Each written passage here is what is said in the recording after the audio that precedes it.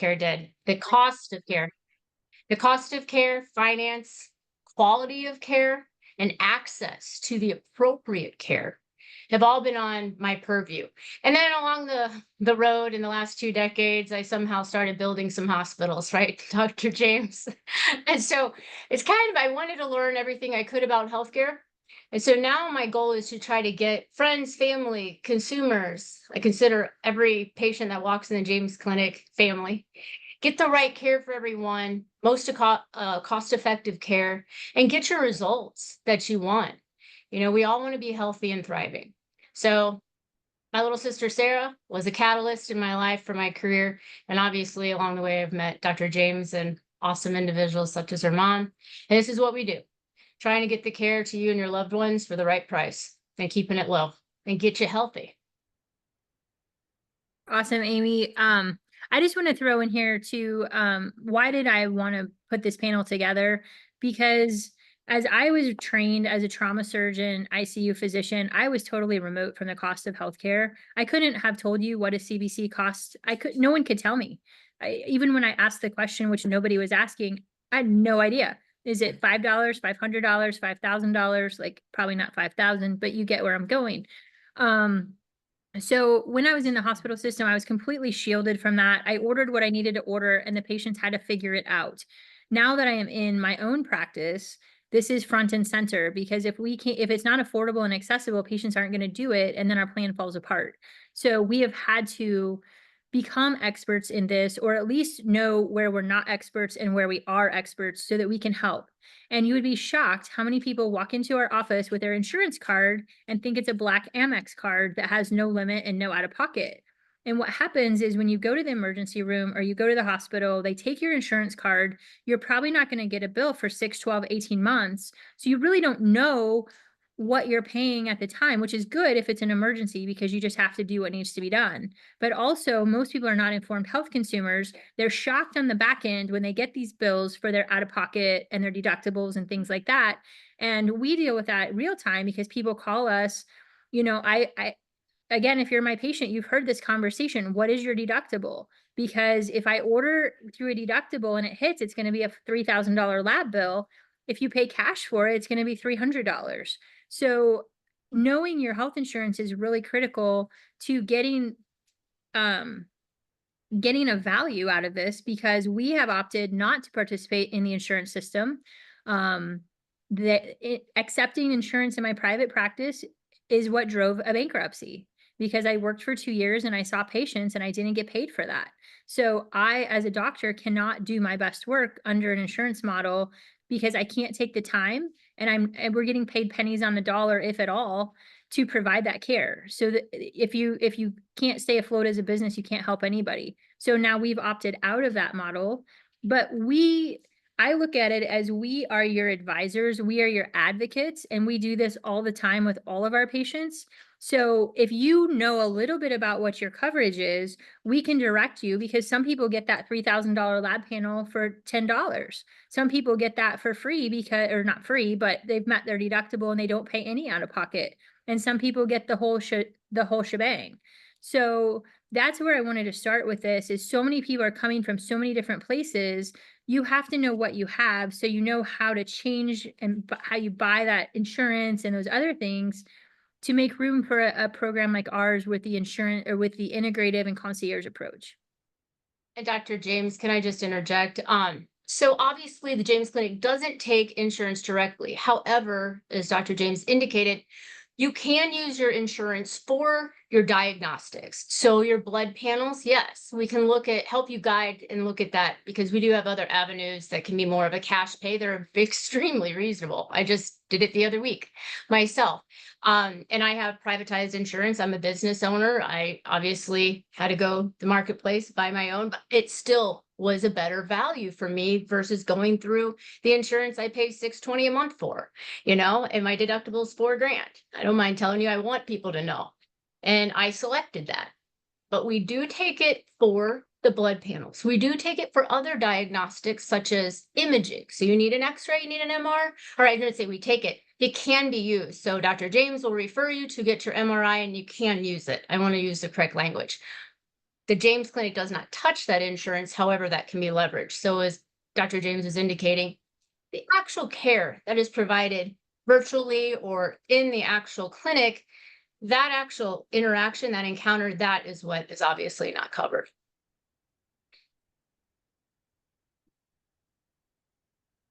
Oh, you're muted. I'll There you throw go. out some questions and scenarios. And again, if you have questions in the chat about, we'll try to stay away from your specifics, but general questions regarding this. So one of the first questions I have, I'm going to direct to Suzi.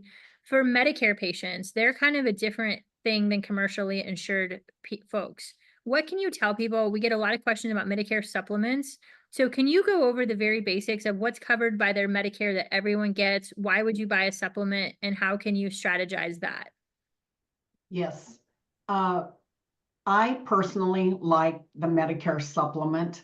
You have to have Part A and Part B through Medicare. So Part A is hospitalization, and for many people, most people, it's free. And that would be for anything billed through the hospital. Part B, you do pay a fee for Part B. They usually take it out of your Social Security. And that's for anything billed through the doctor's office. So then the Medicare supplement dovetails with that. So basically what you're paying is you're paying for premium, and then depending on which plan that you select, you should have a very small out-of-pocket for anything billed through the doctor's office, nothing on the hospitalization. And you should be able to go with the company we represent anywhere in the United States, and they automatically file that with Medicare. Medicare processes and then hands it over to our insurance company. So I personally like that because I like the freedom to go anywhere in the United States. I always tell people this is the key to open any door in the United States for you to get care. And a lot of people will go, well, I'm not going to go anywhere other than right here in our town, or maybe in Des Moines, or right here in Iowa. But that's because they've never been sick. And so once they're faced with a very serious diagnosis, then maybe they want to go to Texas. Maybe they want to go to Boston. Maybe they want to go to Mayo Clinic. And at that time, that's the beauty of it, that the policy does allow them to go wherever they want. Very good. Thank you for explaining that.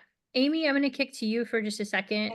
I think we as individual consumers have to accept that we're all going to pay a minimum out of pocket every year for our healthcare in general, whether it be insurance or copays or deductibles. Can you give people kind of a ballpark what percentage of income or what those numbers kind of look like on average in the US? Sure. So let's just start with myself. I'm a single individual, no dependents. And so when I went to the market and I was shopping for my own, I knew I'm going to pay for good insurance. I expected I'd pay over $600 a month just for my premium. I'm pretty healthy, thanks to the James Clinic now. We'll be talking about that later. But six to 700. That's kind of, or 500 to 700 just monthly as your premium for a single individual is basically what you're going to find out there to have good to decent insurance. The deductible that's going to conjoin with that is going to be anywhere from $4,000 to $10,000, $13,000 out of pocket per year. And I'm talking about plans that are then 80-20 after you meet your deductible. And I do have a slide for individuals don't be bashful. If we don't know how insurance works, I'm happy to show you how insurance works.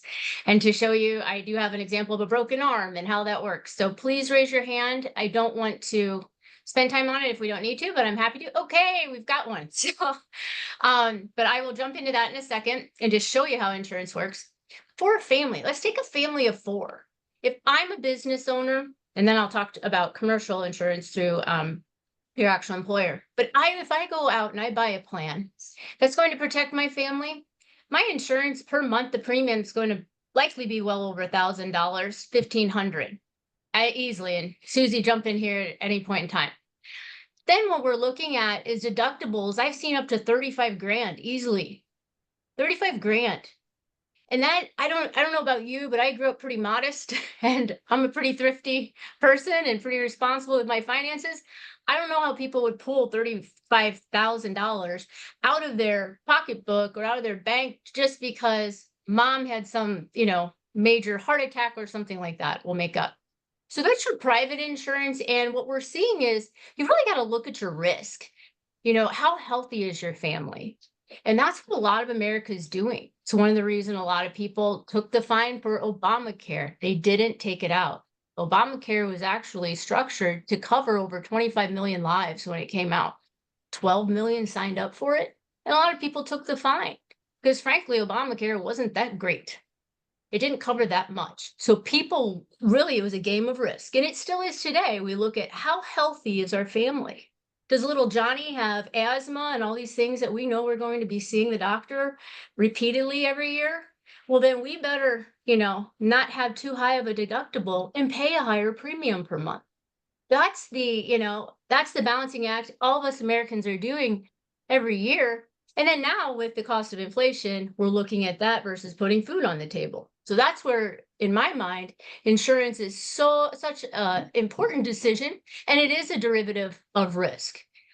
Since someone would like to see how insurance works, I'll pop up the slide, Dr. James, real quick.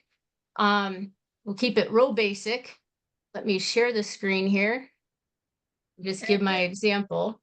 You have a question, so I'm going to let Amy finish this, and then we'll just start the queue with questions after that. And then I have several other questions too, but we'll just start working through you guys in the audience.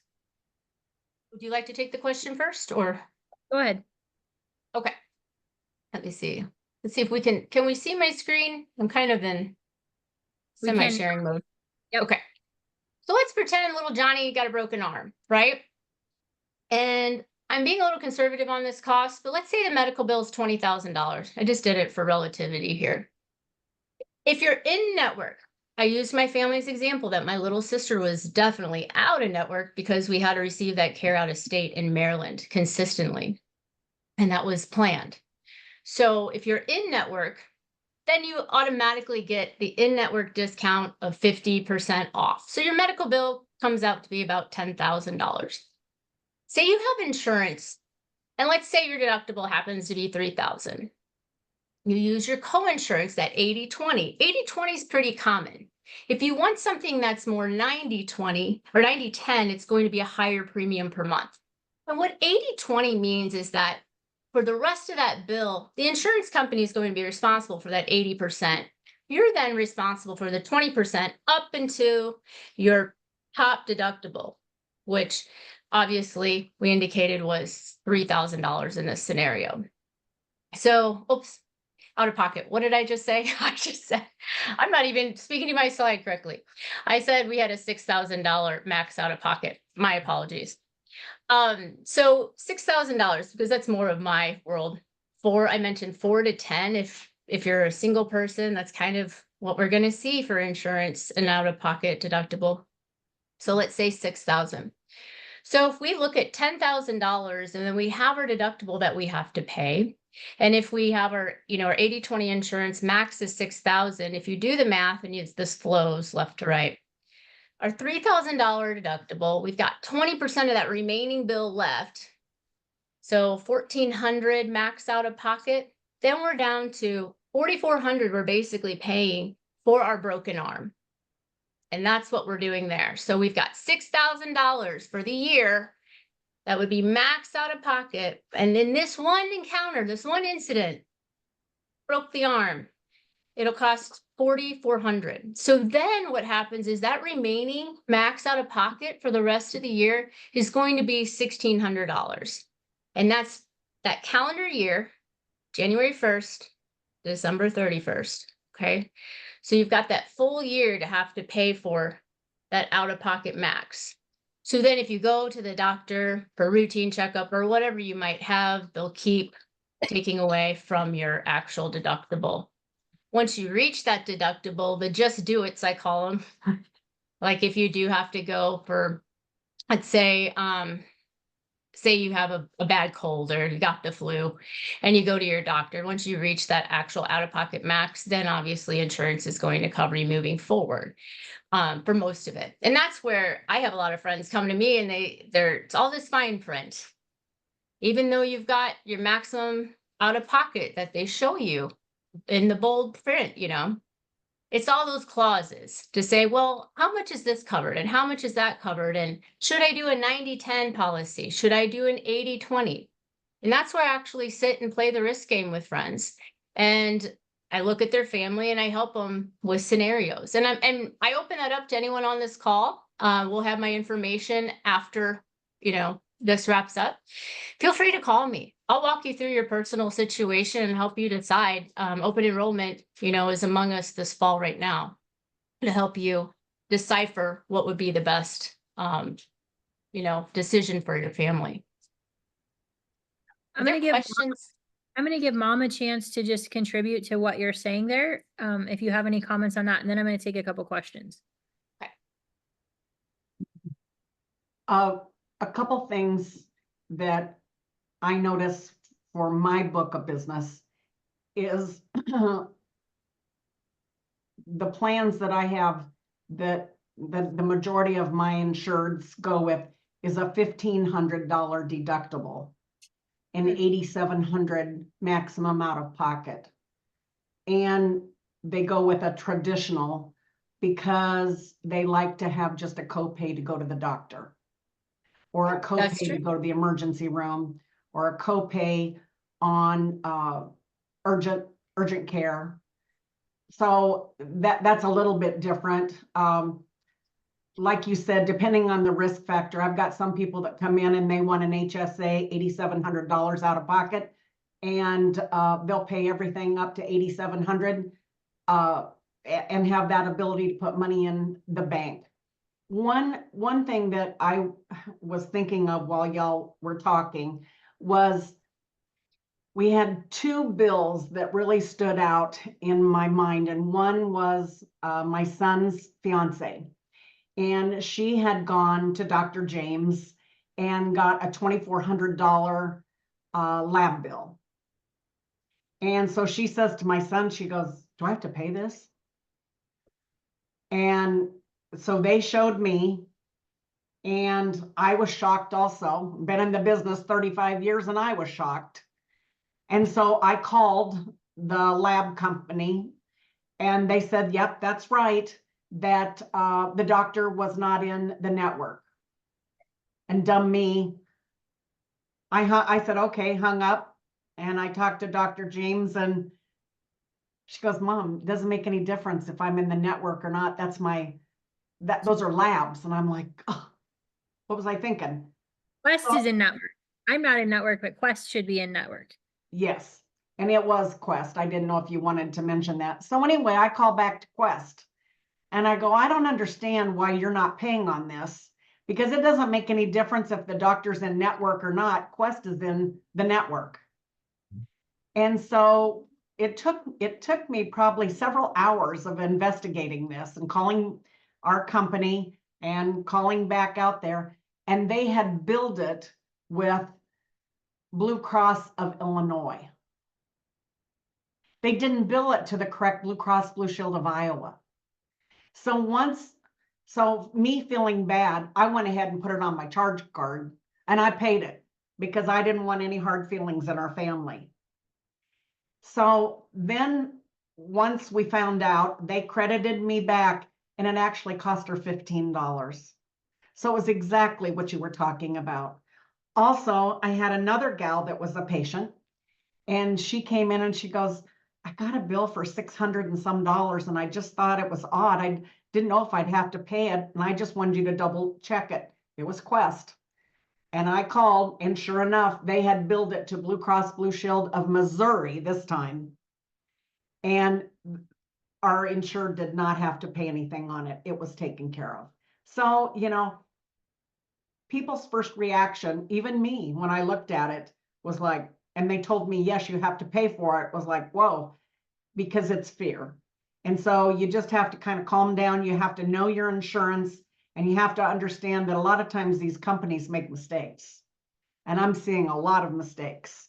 A lot of times they do. So that's even another issue is if they do cover it, but then they bill it or process it incorrectly. Let's take a couple of questions now to break this up and then we'll come back. So Cindy, you're up.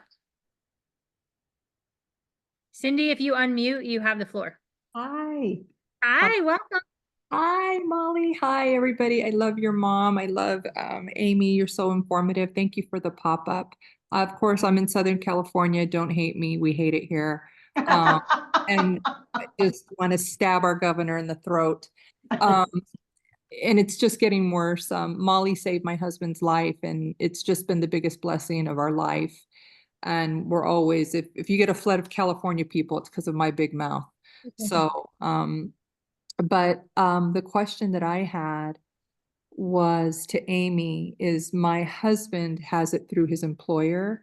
And we do everything through Quest, just like your mom had mentioned. And we're going through and what we're seeing, I'm in the middle of like what your mom's doing is calling the billing and asking them, how did this happen? A lot of mistakes in billing codes. That seems to be happening more frequently. But my question is it normal on what you've seen in practice? I wish that we could not have insurance and I can just go through Dr. Molly and do it that way. I prefer to do it that way, but the way our laws are, it's crazy. So my question is it normal in what you've seen across the United States for, of course, we're both over 50. He's diabetic, so there's your comorbidity, but he's pretty healthy. I mean, he's pretty good. But our deductible is skyrocketed through the roof. But not only that, just a simple ultrasound, they charged us $40,000 for an ultrasound. So I don't know if you're seeing things like that or if it's just the state that I live in, but that's so nuts. I've seen some erratic price inflation. So let's walk backwards real quick. Okay.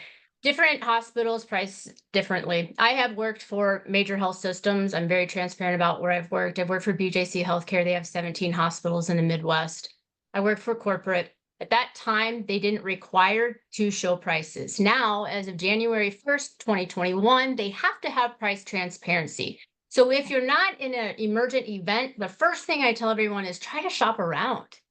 And there are portals on main websites that they're way in the bottom that say, here's basically our finance department where you can get a quote for your cost of care.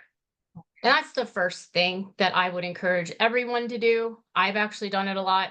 If I'm doing any imaging, I also know there's less overhead for any freestanding entity. So that means a non-health system entity. Around here, we have like Total Image or just anything that isn't having the parent company be the health system. If you think about a health system, they have so much overhead that if you go into the hospital to get the ultrasound, most of the time our doctors are going to direct us to do that because they actually get paid in the back end most of the time to do that, pay for productivity. I mean, they call it different things, but that's basically what it is. It's a referral kickback that's not stark. Or they get harassed by their employer who tracks it to make sure they're referring in the system. Right. Oh my gosh. And as far back as 2008, when I worked for corporate, I'd say a quarter of my job was really to look at the practitioners and their allegiance to the health system, which is, if I was a practitioner, I'd want to refer where I think is best for my patient. But that is part of, the health system administration growing their market share, wrong or right. So that's why Dr. James says, I play on the good side of the street, but I know what they do on the other side. And I've consulted insurance companies. So we take that information, though, we shop around. And as long as your provider is comfortable with you going to a freestanding entity, that's where I'd go first. It is a remarkable difference of decreased cost for an X-ray, for an MRI, CT, ultrasound. Now, $40,000 for an ultrasound, if I were to see that in my family, the first thing I would do is I would call the insurance company and I would check the coding. Say what codes, a lot of time it's there's some information on your explanation of benefits, or the lingo is EOB. But I would call them, and if they don't give me clarity, I would call the finance department of that actual hospital where I receive care. Okay. I can't tell you how long my mom spent back in the day on the phone with the insurance company in the hospital, getting all of my sister Sarah's, all of her EOBs aligning with the bill. I'd say 40 to 50% of the time they weren't right. And my mom was a wizard with this. She figured out, what it should be, or the Yeah. charges would have been insane. The Yeah. other thing I want you to know just on the backside is hospitals have auditing groups that come in and say, oh, we should have charged more, we should have charged less. I personally got a bill from 2.5 years ago from BJC. And I know that there's two bills I should be getting. The actual provider and the facility bill, or anesthesia, whatever it might be. Sometimes you might have three. I didn't believe I missed my bill. So I had to call them and say, you are incorrect. I don't owe you $1,800 more. It happens today all the time. So passing the sniff test, I would say, call 40,000 for an ultrasound is insanity. Under $4,000 should be kind of your ballpark, and $4,000 Yeah. is really high. 2,200, under 1,800 max. I really don't have an explanation on why that is so obtuse. It is. Okay, thank you. Yes. Yeah. Crazy. Thank you. And I will just speak to that as well. So the first question is, did they bill it to insurance? Because we had a patient call us and say, I need to cancel concierge. I just got a $7,000 bill for my echo. Well, it had never even been sent to insurance. Right. So we saved her $7,000 just by saying, hold the phone. She was going to pay that. And that's what we find is with our concierge plan, since we're your advocate and we help you navigate these things, we usually save people more than it costs them to do care with us. Plus they get the care, which I'm really proud of. But when we send labs, so my lab panels are quite extensive now. And if we send it to insurance, we need to send diagnostic codes to justify those. So you want to make sure that the codes to justify the procedure are there as well. There are 4 codes you can put with each test. And we don't know which codes work. I don't know which codes work for which tests. We try to be logical. But sometimes they'll kick it back and say that code doesn't work for that test. And then it just has to be recoded. So our Megan at our office spends a lot of her day doing that for people. It's almost a full-time job. So you have to make sure, was it submitted? Is there a problem with the codes? And do I actually owe this? And it has to kind of go through that funnel before you pay anything. Perfect. Thank you. Yeah, thank you. That was a good question. Up next is our very own Heather Wall. So Heather is near and dear to our hearts. She is the Director of Patient Relations here. So Heather. Listen. My name? Hold on. She'd be like, how many more files? Who would be that? What, Heather? My name just came up. Heather?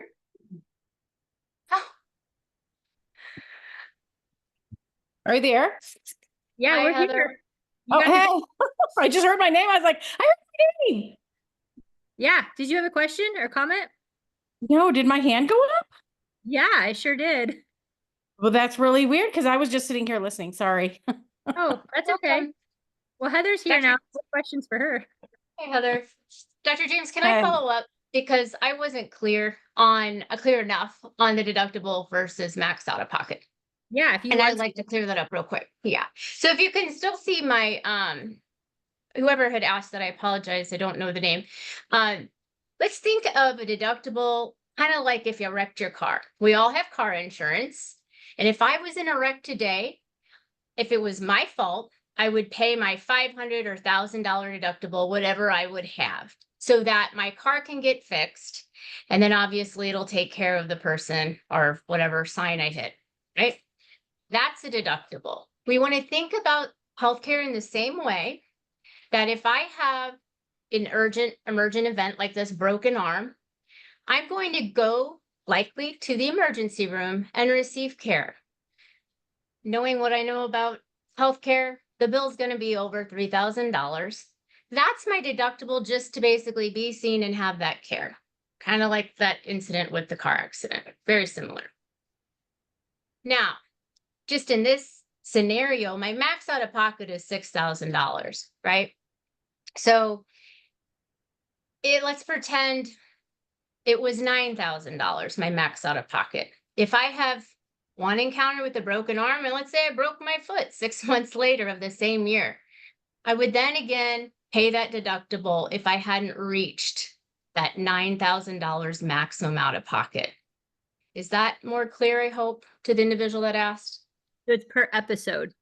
Per episode. I'd like to mention, now with our under age 65, what I'm familiar with, Amy, would be that if they broke their arm and they satisfied that $3,000 deductible, then they would not have to pay that deductible again in that calendar year.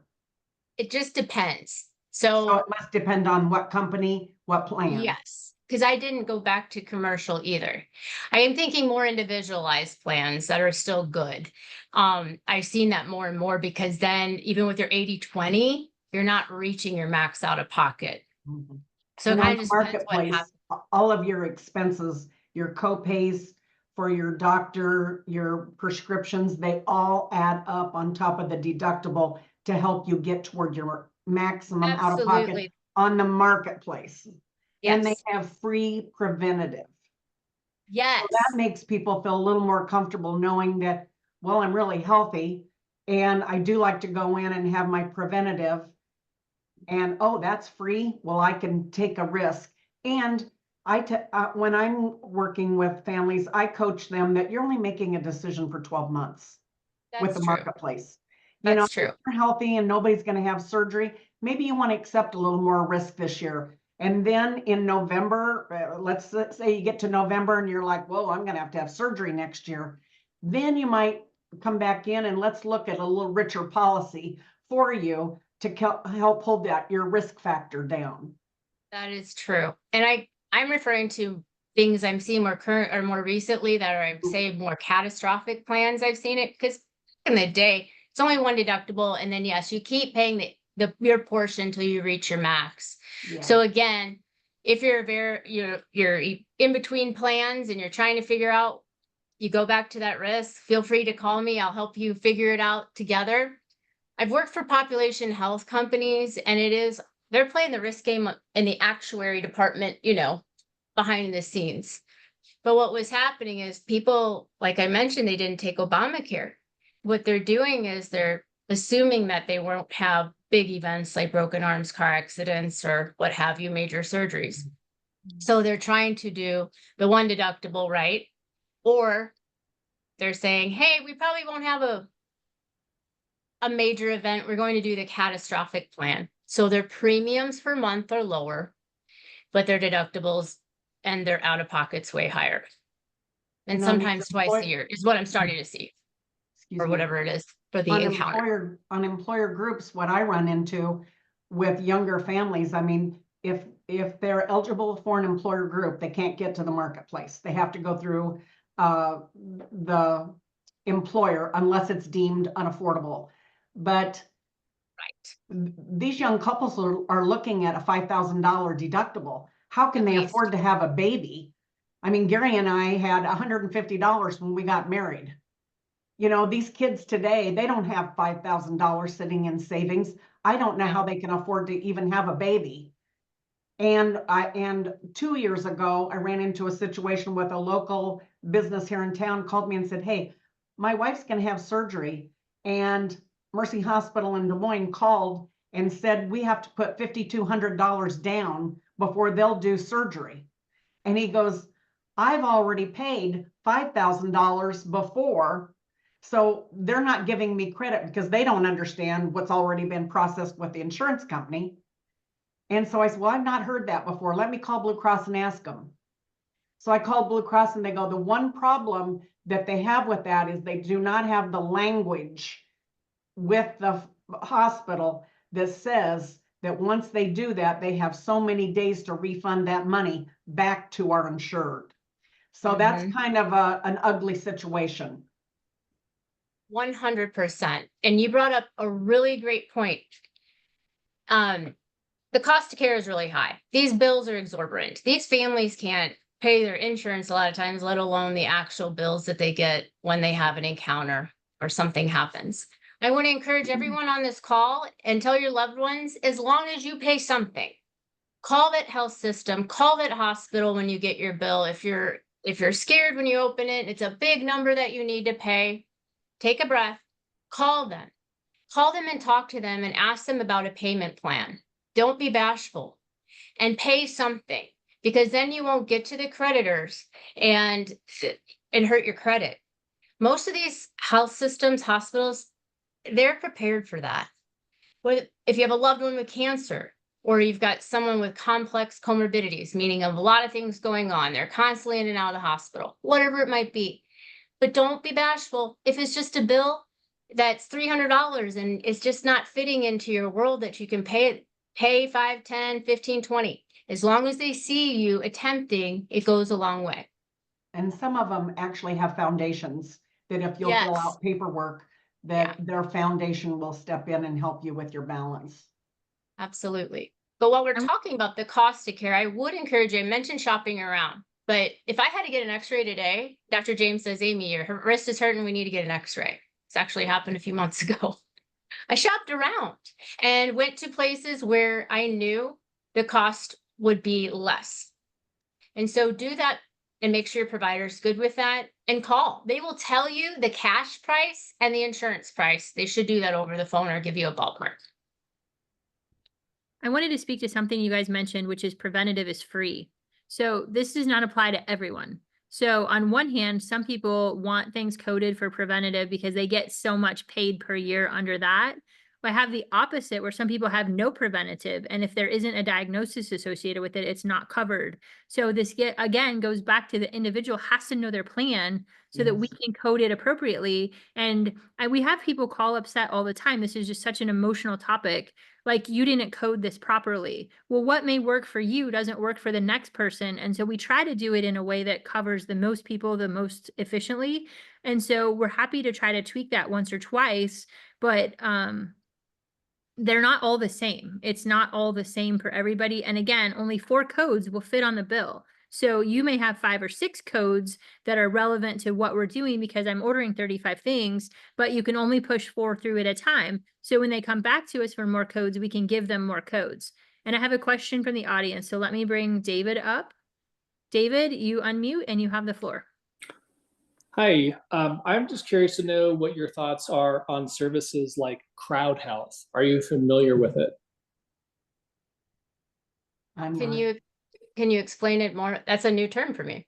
It is, they explain it as a community, I forget their exact term for it, sort of it's as a community agreeing to pay people's major medical expenses if they exceed, let's say, $500. So they are very clear. They say this is not insurance, but basically it's crowdsourcing the payment of people's medical bills.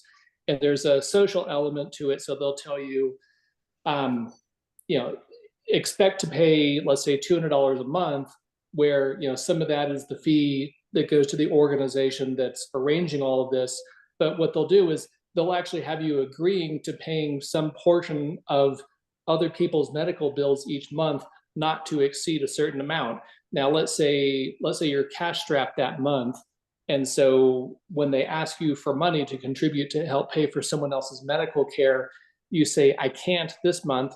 Well, you get a little ding on sort of your social credit score, if you will. But let's say in the next month and the following month and the month after, you do agree to make that payment, then you work your way back up. And the whole idea is if you never ever paid for other people's medical expenses, then when the time comes that you need payment, people will see that you have this low social credit score, and they'll say, hey, this guy hasn't been chipping in. I'm not going to pay for his either. I've had experience with Christian groups where they have a Christian organization and they pay money into it to do just like David said, that helps pay other people's bills. But it sounds to me from those individuals that it is a premium. That's how I would look at it, a premium that has to be paid every month. And one experience that I had with it, which I really didn't think it was fair, was that this gal needed eye surgery, a very expensive eye surgery, about $100,000. And the Christian organization told her that she needed to come and buy Blue Cross Blue Shield and have the surgery. So it didn't put that burden on the Christian organization. So then she came in, she bought Blue Cross for September, October, November, December, and then dropped Blue Cross and then went back to the Christian organization and put that burden upon the rest of us that are insured through Blue Cross. I just didn't think that was quite fair, but that's been my experience with Christian organizations. And I don't know if that's what David's talking about or not. No, it wasn't, it had no religious affiliation. And also, by the way, I'm not affiliated with them. It's just something that had come up. I heard it on it was brought up on the Dark Horse podcast. So actually, Brett and Heather, who run that podcast, they have actually switched their healthcare to that plan, and they had good things to say about it. I did meet with someone from that company, and it's something that I'm thinking through, but it's such a deviation from what I'm accustomed to with traditional health insurance. I'm a little gun shy. Yeah, I don't blame you. I would personally look at the fine print because it all boils down, what we're talking about is utilization. The heavier utilizer is the one obviously it's going to cost the most, and that's the seesaw. So to cover yourself appropriately, let's think of, you only have so many chips, right? And what Susie was saying, I would just look at the fine print. There's going to be something, I'm not familiar with that terminology, but the concept is driven around utilization and risk again, but I would want to make sure that I have enough, like if I have a catastrophic event I wasn't planning on and I'm on that plan, if I only have so many chips to input, then I think you're probably going to be at a deficit for the next rolling year. I'm guessing, haven't read the plan. Just be careful, look for those two things. Yeah. Thanks, David. Sure. One of the things I'm just going to mention here, because with my public health background, insurance was developed because a very small percentage of the public was sick. And so it was exactly what he described. You pay into it, and those few people who are sick get benefit that can be shared by everybody. Now what we're seeing is everybody is sick. Everybody is eating bad food. They're gaining weight. They're obese. They're hypothyroid. They're getting cancer. 1 out of 2 people get cancer. 1 out of 2 people die of heart disease. Everybody's sick. And so this model doesn't work anymore. And so I truly believe ethically, every single person should be paying for their own healthcare with catastrophic coverage. And the difference is, I'm guessing if you're here tonight, you care about what's happening with your health, or you wouldn't be taking an hour of your precious time to be here. I was just in a situation where I was seeing people who live in a 1-room apartment and all they do all day is eat, smoke, and watch cable TV. I mean, that is 2 different paradigms of how you manage your health.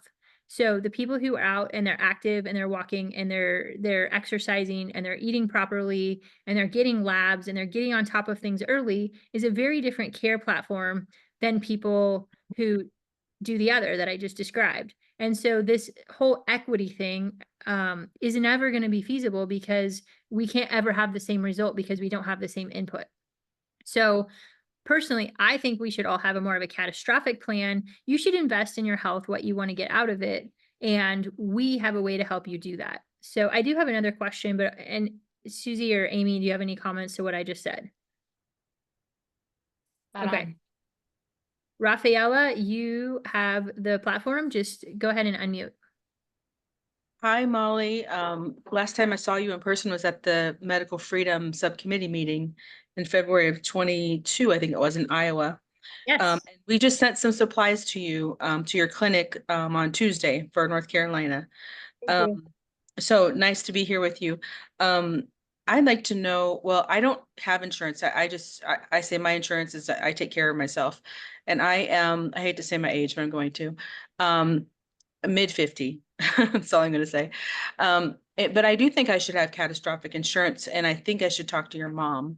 And what's your opinion on that? Sounds like you just gave your opinion that we should have at least catastrophic. So I'll let mom take it. I can tell you, having been a provider under the system that drove me to bankruptcy, I have a very strong emotional reaction to insurance, and now I pay premium, I pay liability, professional liability, and I took insurance pennies on the dollar. So I have a very bad emotional response to that. Obviously, my mom, her entire career has been this, so we have to kind of strike a balance sometimes. um, when I told her I wanted to cancel my insurance, I'll let you tell them what you told me.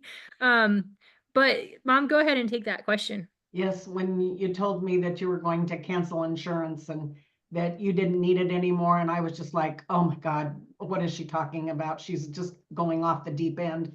And I said, well, I'm gonna pay for it because you are not gonna go without health insurance. And she goes, well, I've got friends that are gonna take care of me and blah, blah, this. And I go, what if you have to have open heart surgery? What if you break a leg and have to go to the hospital? You have to have coverage.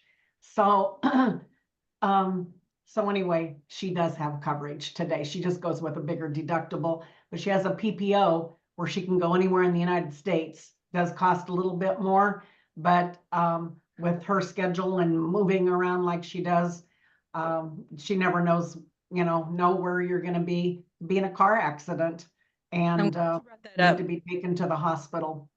I'm glad you brought that up because I do insurance claims for a living, which I haven't gotten any for North Carolina or Florida yet, but I do travel. So that's good for me to know that PPO would be a good thing. So I would like your contact info after the call or at the end of the call. And I have one more question for Dr. Mollie.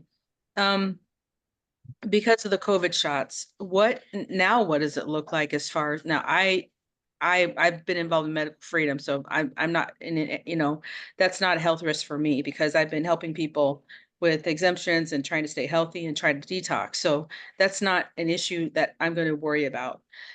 Maybe, but how has it affected? I mean, I don't know. Do you even have the numbers on I think heart problems have gone up and the landscape of the population and the sicknesses is completely changed. Do you have that data? I don't have data on that, but I can tell you cancer patients are now waiting months out because they can't get a seat to get chemotherapy. To get an imaging study, people are weeks or months out. If you call for a neurology consult in certain areas that we serve, they're a year out. So this has completely flooded the system, and I don't know what it's doing on the back end on the business side. I can tell you what it's doing on the life insurance side. Gary Brecka gave a talk at one of our meetings, and he said if you're boosted, you will not get ultra premium rates, or if you're vaxxed, you will not get ultra premium. If you have 2 vaccines, you will not get premium. If you've had a booster, you will not get standard rates, and if you're double boosted, you will not get life insurance at all. And he said they won't say it's because you're vaxxed, but that's what it means. So I know on the life insurance side, it absolutely is impacting them. I don't know, Mom, have you guys had anything through your continuing ed or anything about this? No, I have eyes and ears at the home office watching for that. And to my knowledge, like you said, they're gonna not be transparent with that and let you know.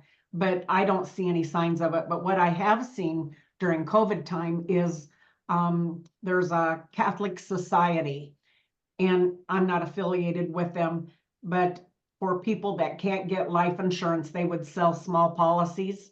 And I had a unique situation come through the door. And I said, well, let's just give Catholic Society, I think it's out of Illinois, a call and see if they will provide insurance. And called and they said during COVID, they were not issuing any life insurance whatsoever. Yeah, I did see the gentleman who was from a company that said the death rate of working people, what 24 to 64 or whatever that low number is, had skyrocketed. They'd never seen it so high. So I do know that number. That was 2 or 3 years ago. But and they won't be transparent, like you said, because then they have to admit that COVID shots are bad, and then they'll have to take them off the market. And there's just too much money in that because we all know they're still doing commercials and they're still offering the shots. So yeah, that's a whole nother topic, I know, but thank you so much. That's really all I have. Thank you. Thank you. Just to put a lid on what she was talking about, she's talking about Ed Dowd's data from the American Society of Actuaries. So if you look at the all-cause mortality, I believe it's the 19 to 49 age group. It might be 19 to 64. You have a double in all-cause mortality.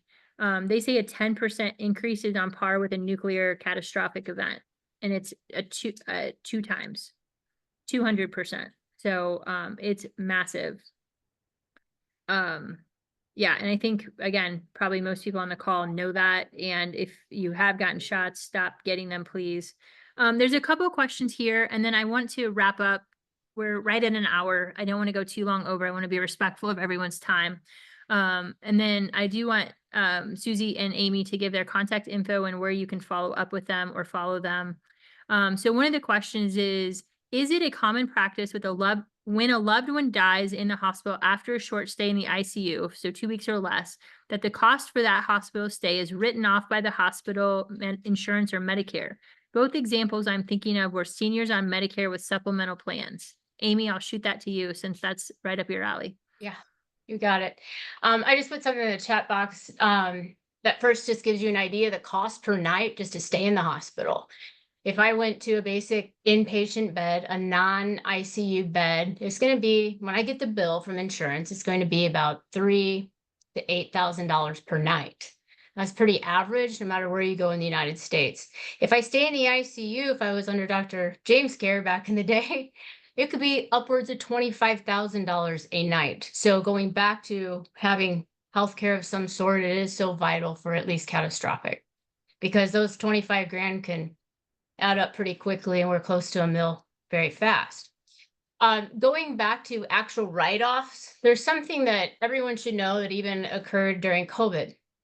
If I present to the hospital and I'm very sick, like it sounds like this elderly person was, and I was in the ICU for 2 weeks and I die of whatever, let's say I die of basic influenza A complications. We'll keep COVID out of it. If I do that, and maybe I had other comorbidities, which means healthcare complexities, there's going to be coding for presenting to the hospital with A, B, and C problems. But if I die while at the hospital, then there's another level of money that is given to the hospital because I literally died while I was there. And I'm talking about not a hospital. The hospital didn't cause the death. I died of natural causes, or I died of influenza A. I've never heard of anything written off. Typically what happens is the hospital will look at that insurance, both the, I believe you said Medicare and supplemental, and say, yep, we come to an agreement. It's good enough, basically, without using the other lingo and the other things that are looked at, because they do get that payment on top of those charges because you died there. That is my guess of what's happening. And then I'll put another layer on.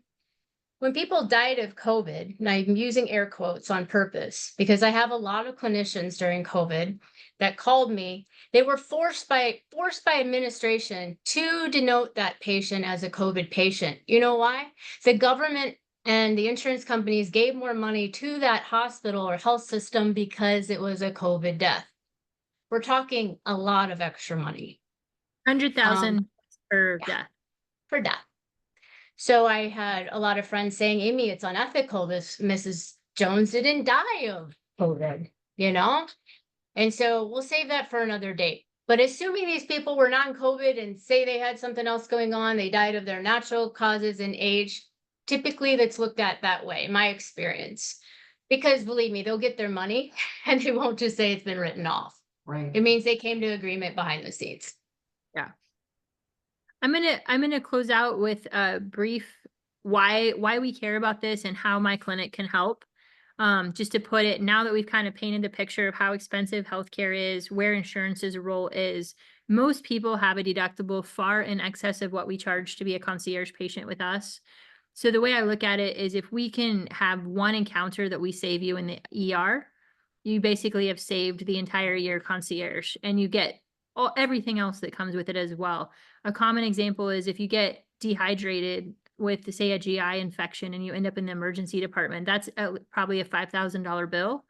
We can do that in our office. You know, we can give you a bag of fluids for $150. So when you're looking at concierge plan like ours, not only are we that safety net for you, that it's for certain things, right? Not everything. And you still need to have ER coverage, because if you break an arm, coming to our office isn't going to be your best bet. If you're having a heart attack, which somebody actually did this once, came in with active chest pain and ST changes, we're calling the ambulance and sending you to the ER. So I'm not saying we fix everything, but there are so many basic things that we are so much higher level than a standard primary care office that we can get you in, get you fluids, get you in the hyperbaric, get things turned around in a timely manner.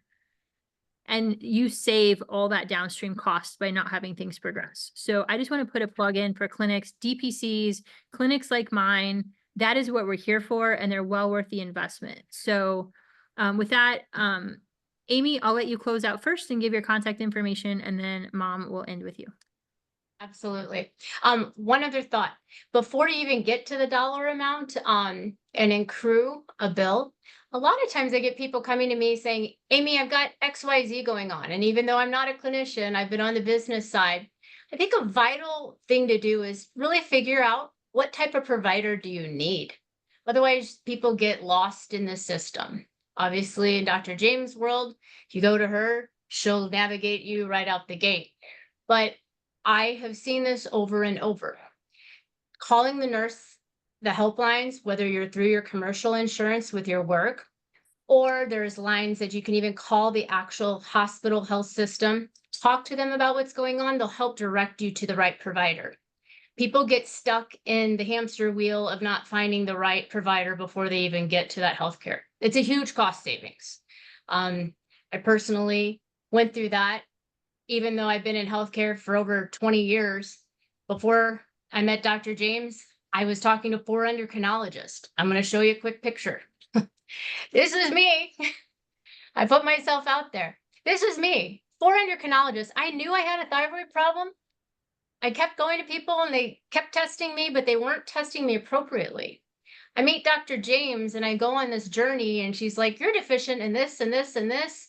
And in a short amount of time, I'm 90 pounds lighter and I'm very, very healthy. Thank you, Jesus. But I'm sharing that from an efficiency perspective. I think we're going to send out an email, I hope, to the participants that can give my personal email and give you my personal cell phone. I'm happy to field anyone's calls regarding anything we discussed today, or anything else you might need help with. We didn't get to all the parts, we got to a lot of them. But if we can do that, Dr. James, would we be able to do that? Yes. Okay. I'm sure this will generate more conversation and more topics like this in the future, as people realize that they can actually get better care cheaper with a safety net of some sort. And again, it's you're not paying for our time, you're paying for our experience. So I've assembled a team that has decades of clinical experience, and we know exactly where you need to go and what you need to be doing to take care of your problem. So we're not going to mess around with consult here and go here and, send you around the wheel. We're going to get it done and get you where you need to be right away, get the testing you need. You're going to stop wasting time, your precious time and your precious money on things that aren't going to work for you. Yeah.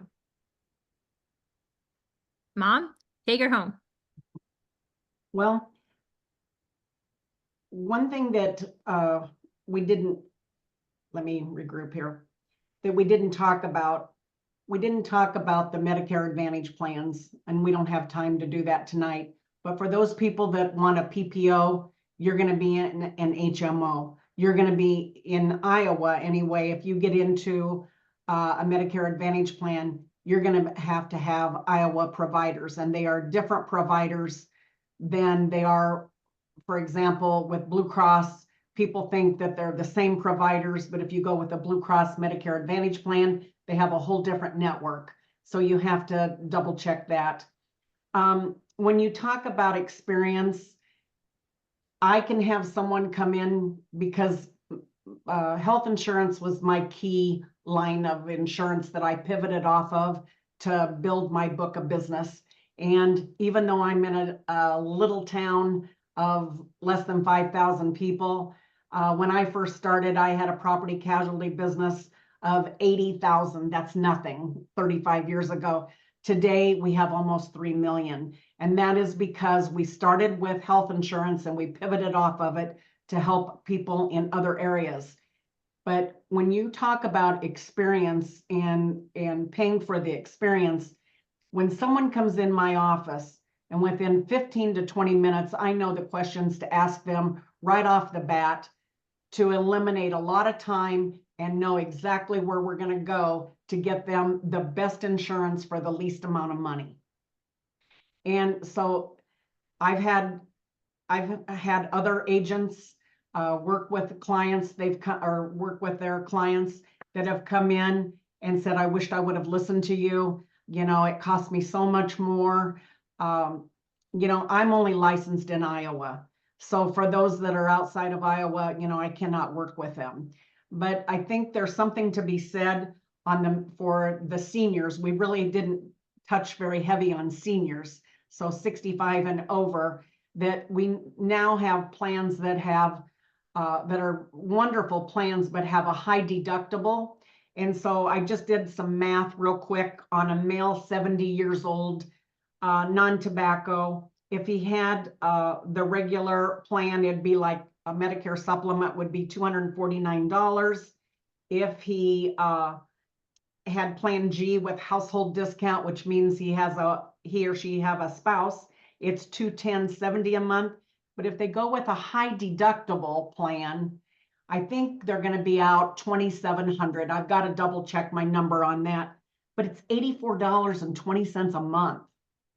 So, you know, that real quick looks like a savings of about $2,000 a year to go to something like that. That's $2,000 that they could use to come into the concierge program and not be paying that money out to the company, and hopefully keep them out of the hospital, but still have that safety net underneath them. I hope you can understand what I'm talking about.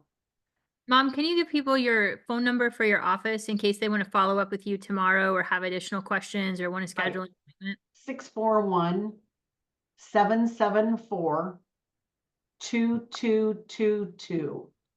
That's 641-774-2222. Again, I'm only licensed in Iowa.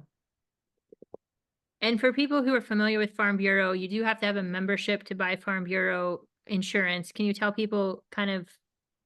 Our county Farm Bureau is $45 membership, but we save lots of $45 in premiums and with our advice. So there are plans in the marketplace. I have to look at them for 2025, but for 2024, we still have a little bit of time left on special enrollments. You got a free Farm Bureau membership with certain plans. And most of the people that I worked with did take advantage of that. Perfect. Thank you. I will answer one last question, then we'll call it a wrap for tonight. How do we find good clinics like yours near us? Great question. I would follow us if you don't follow me on Twitter, I reshare my friends that are around the country all the time that have DPCs. So that would be a way to go. We are in multiple states and we can help. And we have a number of patients who are out of state who travel into one of our clinics to establish care, and then we follow with them virtually. Then if they need something locally, we can help look at local resources and direct them somewhere in their area if they need fluids or hyperbarics or anything like that. So those would be the two best ways. If you go through something like FLCCC or look up integrative medicine, or again, DPC, direct primary care, that's not what we are, but a lot of my friends have direct primary care. Those are ways to go. And between my friends and my network, we have at least half the states covered. So I probably know somebody near you. And telemedicine can do most of it now. So, all right, we will wrap it there. I want to thank Amy and Suzi for sharing their time with us tonight. We really appreciate your knowledge and expertise that you bring to the table. I want to thank all of our guests for taking time out. We will continue to do these series. We have at least one a month that we are scheduling. So keep an eye on your emails and on our social media to find out what is coming next. Let's see, this is October. November should be Lyme disease. Innovative treatments in Lyme. So that's going to be coming next. But yeah, Keep following us. I'm on Twitter at Mollie James and at James_clinic. So make sure you're following both of those, and we'll see you again soon. Take care and good night. Bye-bye. Hi, everybody.